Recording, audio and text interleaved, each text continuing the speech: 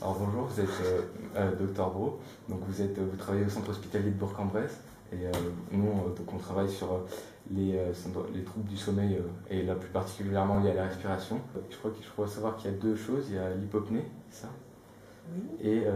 Et après quand c'est juste une diminution de la respiration. Oui. Et après quand c'est un arrêt c'est j'ai perdu le nom. L'apnée. L'apnée, voilà exactement. Voilà. Donc est-ce que déjà comment vous faites pour les soigner au fond les traitements? Alors comment est-ce qu'on fait pour les soigner? On commence d'abord par faire un diagnostic, c'est vrai. Et donc c'est vrai que c'est quand même un enregistrement qui se fait sur toute la nuit et on va dépister les apnées, comme vous dites, donc supérieures à 10 secondes, et puis les hypopnées, en sachant qu'habituellement on fait tous des apnées, mais que par contre il y a un index d'apnée qui est normal, et puis il y en a un au-delà duquel c'est considéré comme anormal ou pathologique. Donc normalement, l'index d'apnée-hypopnée est inférieur à 5 par heure et on parle de syndrome d'apnée du sommeil sévère quand c'est supérieur à 30. Alors comme il s'agit souvent d'apnées que l'on considère comme des apnées obstructives, c'est-à-dire des apnées qui viennent du fait qu'ici, cet espace se rétrécit et la nuit, du fait du relâchement musculaire, eh bien cet espace qui est déjà anatomiquement étroit va se fermer complètement, donc ce qui va expliquer les apnées. Donc les apnées obstructives, que l'on différencie des apnées centrales, où ici c'est la commande ventilatoire qui s'arrête. Eh bien le traitement de référence sur ces apnées obstructives, c'est un traitement, ce qu'on appelle en ventilation positive, en ventilation à pression positive, donc ce qu'on appelle la PPC. Donc c'est un traitement mécanique où on va mettre sur le patient, sur le nez ou sur la bouche, ou sur le nez et la bouche, par intermédiaire d'un masque, eh bien, on va brancher le patient sur un petit compresseur qui va délivrer de l'air sous pression, pas du tout de l'oxygène, de l'air sous pression, simplement pour maintenir les voies aériennes ouvertes. Donc il faut savoir qu'il y a des centaines de masques, et qu'ils sont tous faits à peu près sur le même principe. C'est d'abord de ne pas blesser, il faut que ce soit suffisamment mou pour que ça ne blesse pas donc au niveau du nez.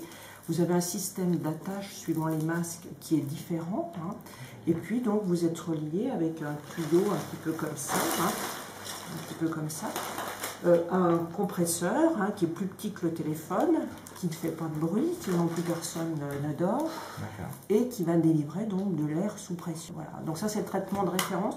Parfois on a des masques qui sont beaucoup plus grands, qui prennent donc le nez et la bouche, même si ce ne sont pas tout à fait ces masques-là. Donc le nez et la bouche, quand par exemple les gens dorment la bouche ouverte, c'est parfois plus facile de les ventiler en prenant le nez ou la bouche. Donc voilà. Et puis parfois on a des masques encore plus légers. C'est simplement des petits masques tout simples où là les deux petits picots rentrent dans le nez. Parfois on propose aux patients d'essayer ce type de masque qui rentre donc directement dans le nez et l'air va passer donc directement à ce niveau-là. Voilà, et donc système donc ça c'est le traitement vraiment de référence. Et donc il va se trouver beaucoup moins fatigué parce qu'on sait que les apnées ça désorganise complètement l'architecture du sommeil.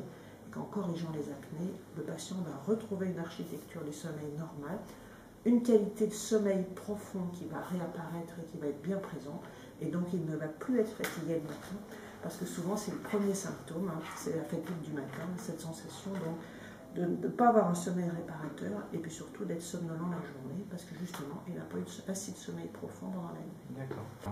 Et vous avez peut-être une anecdote, un patient un peu plus particulier, non? Oui, donc il y a des tas d'anecdotes.